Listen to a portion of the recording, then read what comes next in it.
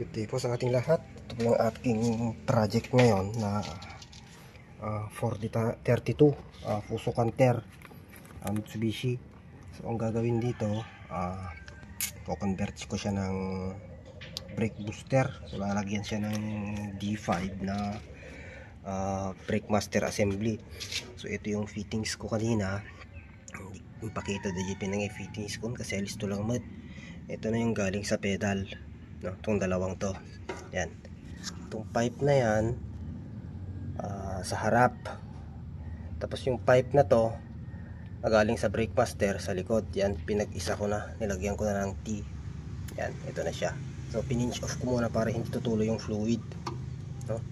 Kasi may bilang digito yan reservoir. Tapos ito na yung isa, ito yung sa may sa likuran. Tapos ito na rin yung papunta sa harap na brake lines. So ito na yung papunta sa ating D7 o D5 na brake booster. Yan. Yan, bibili muna ako ng ng brake booster. So meron tayong tank dito, dati na siyang naka-install. Ito medyo malaki. Tapos ang gagawin, may nakaabang na dito na pipe. Kumonekta to sa may vacuum ng alternator. So ang linya to dati, ang alam ko sa may aircon to, kasi meron dating nakalagay na compressor to. Kinalas ko lang kasi magkasapulan ang air coolant kasi kung lang naman construction. So ayan, dito ko na kukunin yung vacuum line ng brake booster natin. So yan, standby muna guys. Yan, continuation dyan, naramid tayong upgrade iti D7. So ito isunan, bili na kami ng nito, assembly na ito, itong Hydromaster assembly. Yan, lagay na rin sa sa bracket. Yan, sa bracket na siya. Yan, matibay. So dito datik may impakita na ito yung line papunta sa pedal. Yan, lati ko na lang sinulatan dun sa may para stock lang ang matrace to. Papunta to sa galing sa pedal. Yan.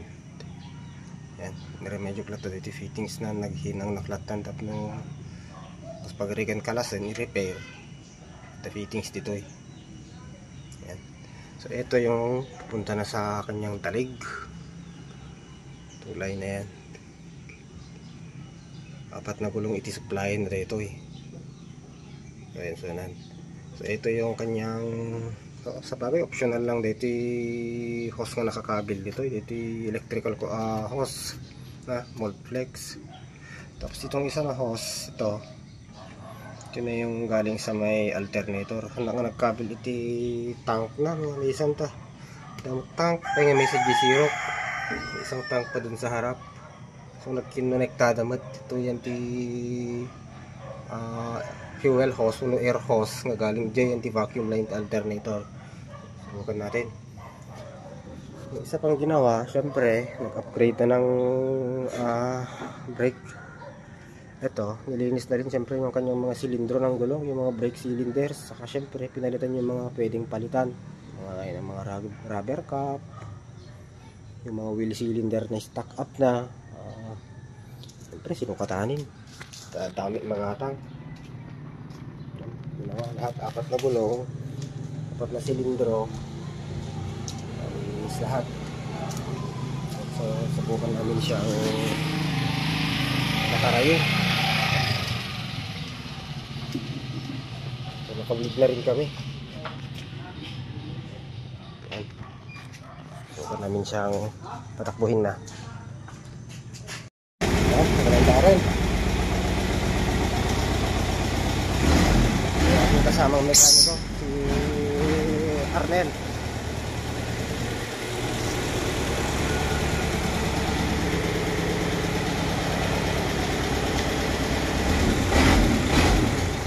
Yun, nakuha nga di hospital electrical.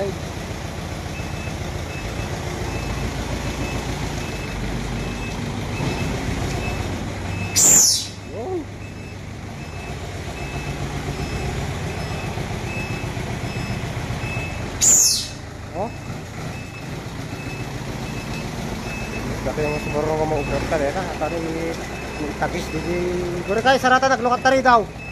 Wait lang.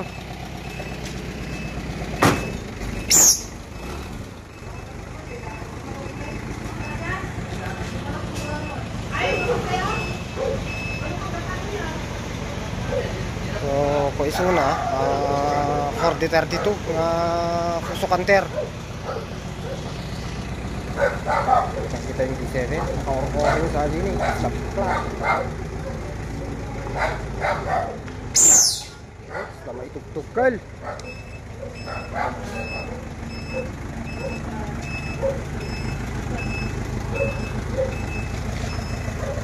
Kuaman i-forward mo tapos ag full brake ka, tapos ag reverse ka, ag full brake ka.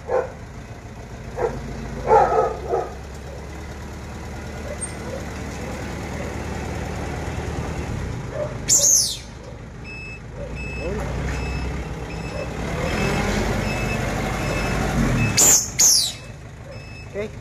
Isa pa.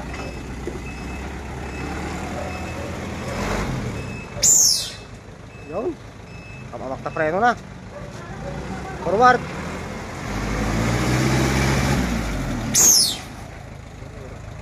Isa pa.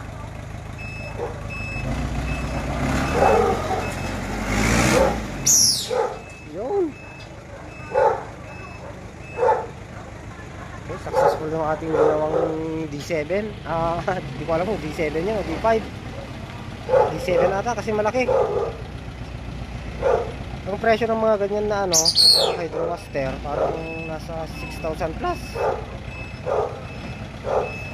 So ayan na. Tapos na yung ating unang brakes. Ayos na ayos, okay na okay.